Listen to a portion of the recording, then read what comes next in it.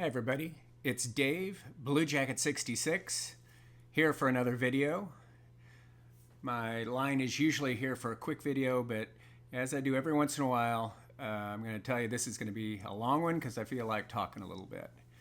Matter of fact, this is probably going to be what I call a 3 in 30. Some of my beloved YouTubers, I refer to, not to their face, but I refer to some of their videos as a 30-minute video that could have been done in 3 minutes. We all do it, and I say that only with the greatest of love and admiration. And this is going to be the same thing. Many of you are going to be like, get to the point. But I really don't want to do that. This video is about the afternoon I met and spent a short deal of an afternoon with Satchel Paige in the summer of 1980. When I thought about doing this video, it's because my last video I did the 49 Bowman set, and on the front of my video is the 49 Bowman Satchel Paige. And people had asked me before, hey, why don't you tell the story about when you met Satchel Paige? Because I'd at least alluded it to before, I guess. But the fact of the matter is, I've never told the story. I've never told the story to anybody. It's something my dad and I experienced and back in 1980, and who am I going to tell to afterwards? Now we have the internet, we have friends, I have tons of collecting friends and acquaintances, and I'll tell the story. But before, I actually had no one that I even thought about telling the story to.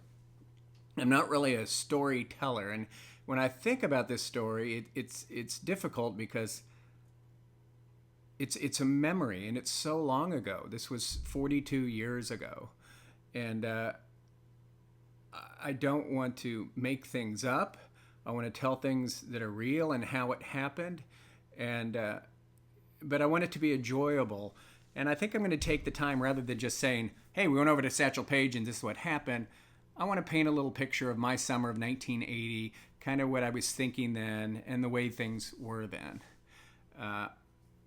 I'm not a real good storyteller. I have a few stories that I've told so many times that it's almost like someone else telling them. I watch interviews. I love the Beatles, and I watch interviews with Paul McCartney, and he's telling stories about the early days, in 1960. I'm thinking, that was like 62 years ago. Is he really remembering these things, or has he told them so many times that he's almost like a third person telling it? The couple stories that I've told the most, and this gives no credibility to what I'm going to be talking about today, is in the winter between 1984 and 85, I experienced about 8 weeks of haunting and a ghost that I experienced over multiple nights over that winter. And I've told that story literally a million times, that I can just tell it like that.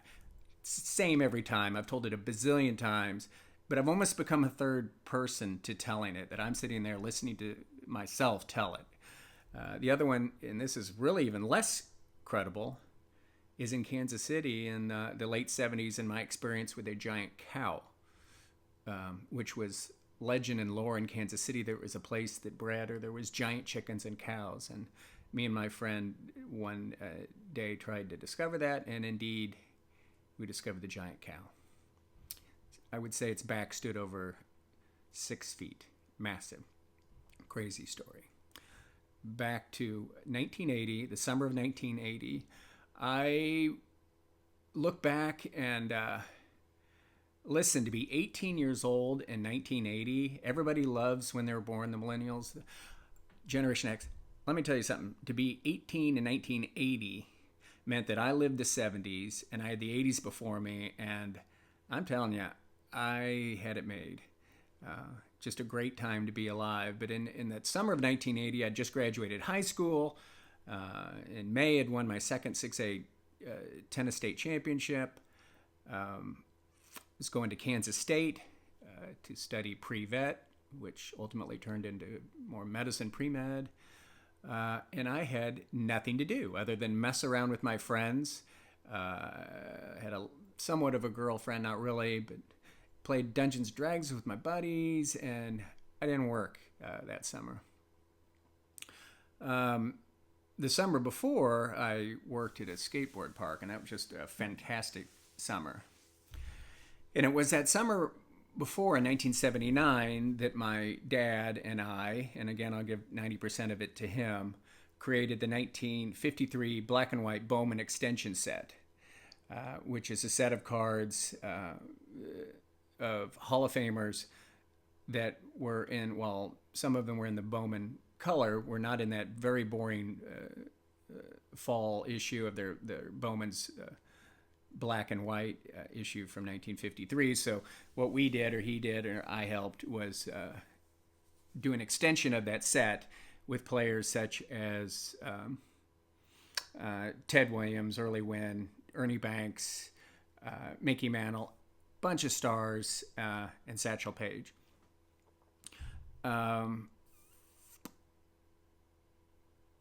So that ties into meeting Satchel Paige.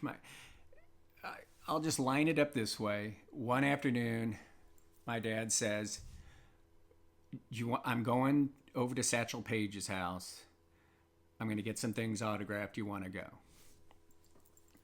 Now, I did. My dad and I had, all through my life, I had been his Saturday morning, I'm going to the stamp shop, I'm going to the coin shop, you want to go? Yeah. We'd go to the post office, and we'd do his errands, and I'd spend many Saturdays and Sundays in very early 70s in coin shops, and then he did stamps a little bit, and we'd do stamp shots, and those are just fantastic memories of me, just a little kid hanging out. I really learned about collecting from that, and then we got into sports card collecting in probably 75 or so. But he asked me, do you want to go? And I don't remember exactly what the circumstances was, and I really didn't find it to be all that surprising, because back in those times, especially in the 70s and whatnot, superstars and Hall of Famers were very much more approachable. I would be at the grocery store in the 70s, and out would walk Buck Buchanan, the Hall of Fame Kansas City Chiefs lineman, Willie Lanier. I've told the story, I think, on here before, that we'd be driving to the mall, and I'd always look up. We'd go by this house, and I would look up as a duplex, and I would often see Handsome Harley Race up in the window doing some writing, and I would be like terrified. And I'd see him at the mall and hide underneath the clothes racks. And my point being, you saw these people. They had other jobs. They were ordinary people. Sure, they were stars. Sure, they mesmerized you. But it wasn't that unusual to see and interact with athletes and superstars the way it is now. They're completely unapproachable. Then they lived amongst us. Now they live in $20 million houses that are gated, etc. And it also wasn't that unusual for my dad to intermingle with some of these people. Again, he was in the sports collecting really early, I think, and knew all the important people. And he was kind of a bigwig, a school teacher, but, you know, the hobby was smaller then and really well known. And he had buddies, and it was really a close-knit group. Kind of like what we've experienced now, thankfully, due to YouTube, as we've experienced these close-knit of collectors. That we went between that in the 70s and 80s, you had your little local group, to really it was nothing. Then the internet, and it kind of brought us all back together again. But you know, my dad was very much for meeting people, while I was terrified. Before I was born, my sister was 1 or 2. I think they were driving back from Florida, and he just drove through Memphis, drove to Graceland, drove through the gates, parked at the front door, knocked, and wanted to know if Elvis was there. And Elvis was not there, but he wasn't afraid to meet people. So it was no surprise when he said, let's go meet Satchel Paige. Now, I'll be honest with you. I was 18 years old, and I didn't know a lot about Satchel Paige other than he's a Kansas Cityan, Negro Leaguer, and certainly one of the greatest baseball players ever, or one of the pitchers. So I wanted to go, but and to this day, most of you probably know more about Satchel Paige than I do. So he got together a few things to be signed. And before I go on, I'm going to reward you people who are just sticking with me. A lot of people skip around, skip to the end and whatnot. I'm going to reward you in a couple ways. One, I'm going to give a couple free little card giveaways. And two, I'm going to let you know, for those of you who are watching this, how you will be entered into my second giving away the vintage drawing. Because I'm going to give you essentially the code how you will be in the wheel to get on it. Everybody else will think they're in, but you have to watch this video to get in. Sneaky, yes, but it's my stuff. So anyway, we hopped in the this beautiful 1977 sky blue Triumph Spitfire. I remember when we got that car, my dad was car shopping, and some evening, him and I ended up at that dealership, and we're looking at these cars, and at the time I was 15, and I just said, Dad, you know, he was going to leave because he'd before that, I think he owned a cheap little Datsun, and before that a Mustang Ghia. He's a school teacher, and I said to him, and he never let me forget this. I said, Dad, you've done so much. You need to do something for yourself. You need to get this car. And he did. He got that 77 Triumph Spitfire convertible, which was freaking amazing. And that is the car that I drove during the summers when I was home from college from 80 to 84, and just fabulous. But we hopped in this car with a couple things that I know. One I will show you, and one you can see right now. Here's this this set of Bowman extension cards that we made, and you know, it is one of my videos with my least views, but I'm really proud of that. So if you ever get bored or have time, go way back to the beginning, maybe my 5th video, I don't even know, 1953 black and white Bowman extension set, and look at that video. I'm very proud of that. But here's the cards we made. We made them in sheets and made them into sets. And here is the Satchel Paige. And one of the goals of my father was to get every card in this set signed, which is very possible, and he did obtain that, except for the Jackie Robinson, because Jackie, of course, died 8 years prior. So he wanted to get this signed.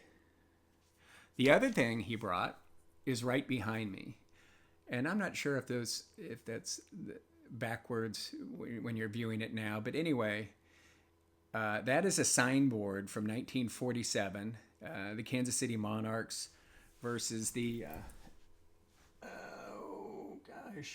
Lincoln Park against the Superior Knights. And this is the signboard. It's framed that I just took it out of the box tonight. It had been in the box for 10 to 12 years, I think. I'd sent it to an auction house to sell it 10 to 12 years ago, and they listed it, and I called them. I said, no, I can't sell that. Send it back. We will take a little look at that, because that was in this Triumph Spitfire. It was not framed at that time. And he wanted to show it to Satchel Paige as well. So we're driving to Satchel Paige's house, and I have no idea where Satchel Paige's house is. And on the way, I do remember we stopped, and I get an icy. That's kind of the thing you did. It was kind of a treat.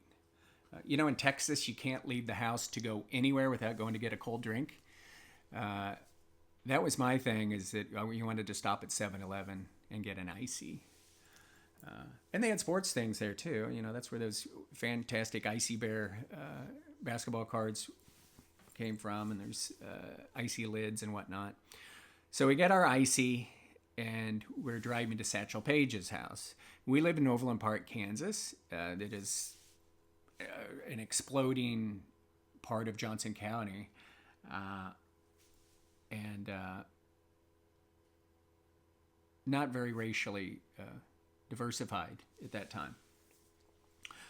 So when we're driving to Satchel Paige's house, I'm just chilling, but we are going to the east side of Kansas City. We go to the state line into Missouri. And to be honest with you, us Kansas didn't really go to Missouri much. We didn't really care for Missouri. And I'll be honest with you, at that time, as a kid and a young driver and whatnot, we were told, just don't go to the east part of town, okay? But that's where this was. And we're getting there, and I'm a little bit anxious because it's just unfamiliar. It's now a very old neighborhood with houses that are clearly built between 1900 and 1920 or so. And, we finally get there. And the picture for this video that I show myself at age, I think I was probably 17 in that picture. And my dad, that picture was actually not from 1980. From my dad, it was about 1990 probably in Satchel Paige. But that is Satchel Paige's house. And that's how it looked a few years ago. It actually looks worse now because there was a fire since then. But the great news is, and the great news is there's a $3 million grant to refurbish Satchel Paige's house because it sat, the family couldn't afford to keep it up and couldn't keep it. It became in disrepair. It's so old. So it essentially sat vacant for decades and became completely, run down. But thankfully, rather than being torn down, which I'm pretty sure that was going to happen, the word is, as of last year, I think that there's a grant to completely refurbish it. And that needs to be, because he's a big part of Kansas City history. He's a big part of baseball history. So I remember we pull up and I don't remember there being a driveway. But I do remember looking up and seeing this glorious, and you can look at the picture and kind of imagine how this would have been 42 years ago, this massive house with these large windows and brickwork and this huge front walkway deck and these stairs ascending there. So we get there and Dad gets his stuff out of the car and I'm trailing behind. I'm kind of apprehensive. And we climb the stairs, and out on the porch is, in a chair, is Satchel Paige. And he is, the best way I can describe it is holding court. It's really joyous. You can't imagine now, who's your favorite current sports star? And can you imagine, or a rock star or whatever, approaching them in their own setting and how you would be treated or what you would see going on? But what I saw going on was a man who greeted us graciously, who looked old. And I actually didn't recognize him as Satchel Paige as you think about the old pictures. Obviously was, but it was not immediately recognizable. The same way that I remember my disappointment in, not disappointment, but when I watched Elvis's Aloha from Hawaii in 1973, it's the first satellite broadcast thing ever. I stayed up because Hawaii time, I think it was on at 10 o'clock at night in Kansas City or something. It was all worldwide. But he came on stage, Elvis did, and I'd have all his records and Hound Dog and Don't Be Cruel and the Gyration and all that. And I had some of his later records too. But I remember he came out and he wasn't animated, just there singing CC Rider. And I was like, it was a big letdown. that the king was old. And the same way that one of the first times I met Mickey Mantle, he was old. And that's the way it was when I saw Satchel Paige, is he was old. He wasn't this young monarch, Kansas City monarch and whatnot. But he was wearing these light casual cotton pants and a light blue and a white cotton shirt with the pocket here, and he had on a hat. I guess I would call it kind of a casual fedora type style, but it was this brownish straw-like hat. Now, not a Huck Finn hat, but it was a casual hat. And his buddies were all around him, and they were having a ball. They were jiving each other and teasing each other and laughing, and that's what they welcomed us into. And ordinarily, I think you would feel like a little bit of intruder showing up with things, and I can't remember the circumstances. Someone had brought us there, met us there, but I really don't even know who. But you think you'd be somewhat intrusive, but it wasn't that way at all. And this is where, and I love this, they're drinking Falstaff beer. That was in Kansas City. I'm not sure if that's a Midwest beer, but in a bottle, Falstaff. It's not, I don't think it's been around since the later 80s.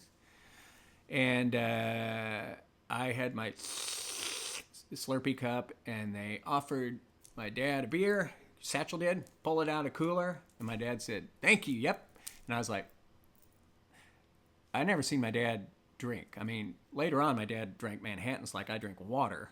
But at that point, I don't remember him really drinking beer. He'd have wine every once in a while. But so I thought, oh, precedent's been broken here. So I just remember it was a hot summer day. And we're on this porch, and the porch is shaded because it's this massive cement porch. And the guys are sitting around, and they're just having fun, and they're buddies, and they're teasing and talking. And some remembrances when we brought out this signboard. But the front door was open with a screen on it, and you could hear the wind, and the windows, too, had screens, whistling that shh that you get on a summer day when wind blows through the screens. And through the house, I could just hear, I could hear women's voices in there, and fans. It's, room fans, that humming of fans and a ticking of a loud clock. And I wanted to go up to that screen door. I wanted to do that. I really wanted to know what was going on. It wasn't like you got to look in a haunted house or something like that, but I was just drawn to that. That's why in the picture of the front of the video is where I was standing, and I was standing at the front door, and Satchel Paige was in the chair over here, and his buddies were over there. But he spoke to me, and he reached out his hand, and we shook hands, and he had these long,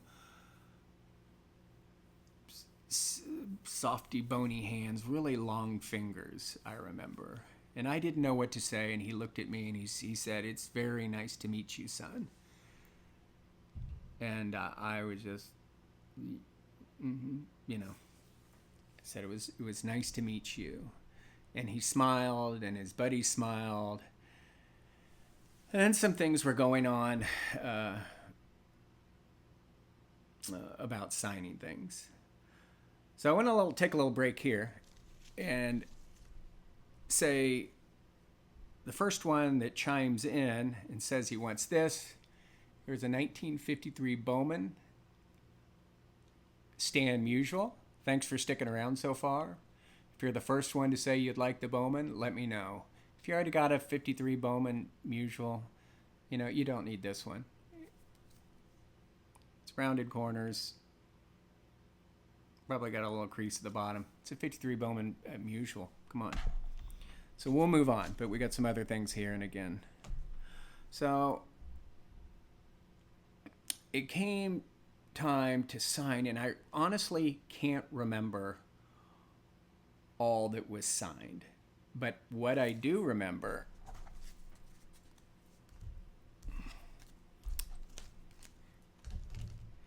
and here's, remember that 53 Bowman's extension set, is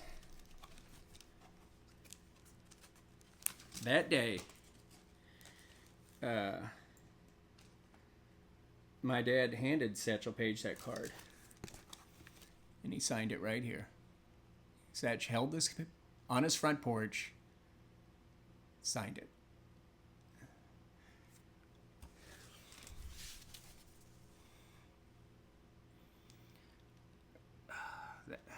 That's a big card. I'm not an autograph collector, but this book of autographs here is... Okay, I'm back. Anyway, these autographs, especially that Satchel Paige, is so prized by me. And I have a lot of expensive cards, but they don't mean jack compared to that, which I could probably sell on eBay for $47.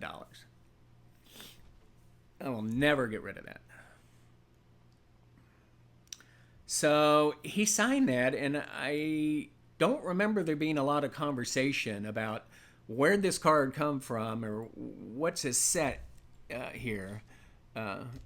People like the royalties, but we didn't really worry about it with him. We did worry about it with Mays and some of the others, and he didn't mention anything about it. While I'm at it, I'm going to take one more break here and say, whenever my next Giving Away the Vintage is, it'll be episode 2, which will spin for that lithograph that I showed, and we'll give away something else. In order to be eligible to win whatever next prize I give away, it's very easy. In the comment section on that video, on that episode 2 of Giving Away the Vintage, somewhere in your comment, just put the number 3. It can be in the middle of a word, it can be at the end of a sentence, you can use it in a sentence, but that will keep people that will watch this video will be in the drawing. The people that don't watch my videos but just kind of want free stuff, they'll be out because they won't know to put a 3 in their comment. So let's do that. What I want you to do is look at this signboard here real quick. Okay, this is a signboard, and what these were is they were probably put up in, I guess they'd be tacked on phone poles or put up in windows of businesses, essentially advertising.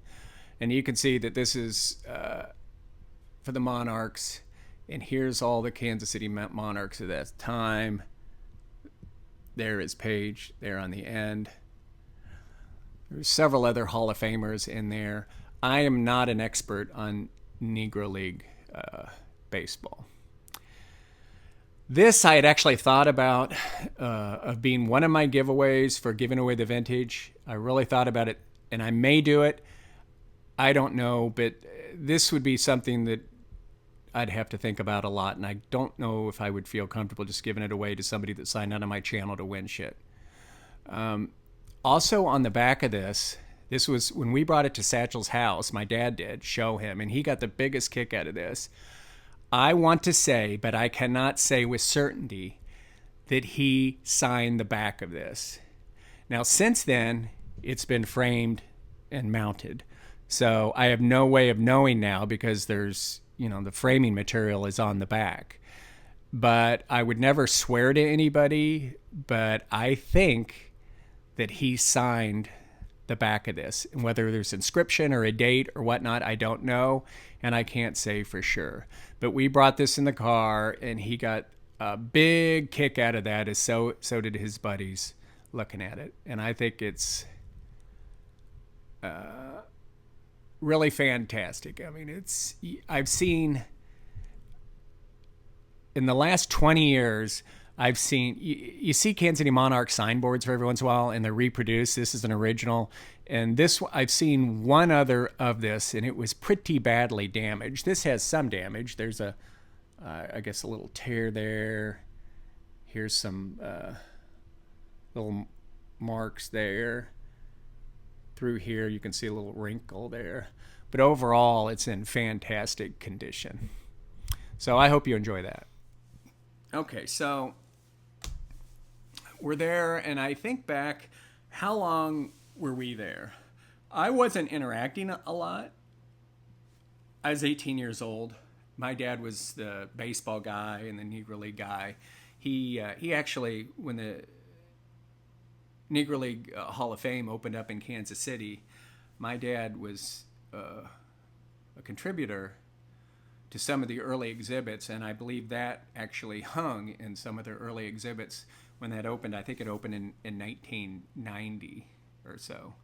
So this thing is pretty damn special. Satchel Paige held it. He's part of it. He may have signed the back, I don't know, and it was in the Negro League Hall of Fame as an exhibit for a while. So we spent time on the porch. How long would I say we were there? I would say we were there a half hour to 45 minutes or so. And I remember not being uncomfortable at all. I was relaxed, and they were very welcoming. He was an older man, and wasn't moving quite as well. But he had a gleam in his eye and a smile on his face. He spoke to me. He chatted with me. And he spent a lot of time talking to my dad, and I wish I knew what they talked about. I made the grave mistake of not interviewing my dad or delving deep into things he had experienced. And I've done that with my mother, who's now has pretty profound dementia, but over the past 5 or 6 years, I've really asked her a lot and had her go through a lot of things in her life. And I know a lot about my dad's life, but some of the details and some of the things I wanted to ask him, I didn't, because I honestly felt that my asking things like that would mean that to acknowledge there would be a time in my life when he wouldn't be there. And that was terrifying to me, and I didn't want to go there, so I never went down these avenues of, hey, you're not always going to be here, so tell me about the first time that you took me to the old municipal stadium, or this or that or that. I didn't do that, pretty much out of fear, and again, the acknowledgement that he wouldn't always be here, and I would never wanted to face that. That's a regret. That's why I'm delighted when I see father-son videos. I'm delighted when I see, by father-son, I mean us with our children or us with our fathers or grandfathers, because it's such a wealth of knowledge, and it brings a smile to my face every time that I hear stories about the family. I got one more thing to give away. This is a really nice W5151 Hall of Famer John McGraw. And honestly, if you'd send that in, that's going to get a high grade. Look at how it's cut. You can see a little bit of the border lines there. These were on strips of 10. Oh God, what year was it with these? Whatever, 1921 or whatever. I know it's hand cut because I hand cut it myself off of a strip of 10. I used to have a whole bunch of these strips. I had a whole set of this, including the W5151 Babe Ruth that I hand cut myself. It graded in SGC 8. But anyway, if you want the McGraw, be the next guy to say you'll take it, and I'll get in touch with you and send that to you. So, I know it's not the story like the Brady Bunch when Bobby has Joe Namath come over, or when Greg has Don Drysdale show up and Don shows him how to throw the curveball. I know it's not a fun like that, where I wasn't over in Satchel's front porch and we were throwing around the baseball when I was 18. That'd make a great story. But it's a great story in itself because it was a great experience meeting actually a legend, but more importantly, because you can meet people all the time. You can meet Ric Flair, you can meet President Obama, you can meet whoever. But to meet them in their element and have them be relaxed and goofy and kind and not on some high horse, to meet someone who now is a baseball iconic legend, it's Satchel Paige, and to have him hand Falstaff beers and be cracking jokes and just living out his life was freaking amazing. So I've got more stories, I think. None of them are as good as my giant cow or ghost story, but I do have baseball stories and meeting people. So I hope this wasn't clickbaitish. I know it was very long. But I appreciate you watching, and thanks for watching my channel.